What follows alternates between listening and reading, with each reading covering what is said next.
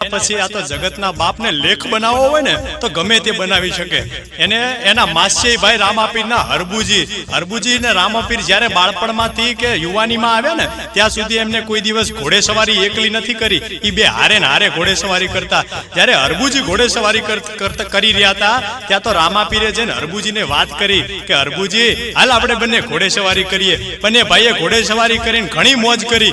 એ પછી હરબુજીને રામાપીરે કીધું કે હું મારા રાજના કાર્ય અર્થે થોડું કામ છે ત્યાં પતાવીને આવું, તું જા. હા, ભય અંચળ અમર ગેડીઓ લઈ અને પોકરણ ગઢમાં જઈ અને અજમલ રાજાના હાથે હોપજે.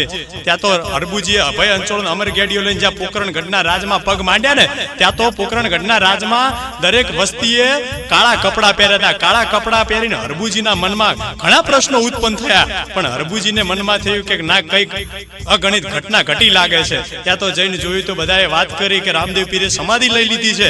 ત્યારે અજમલ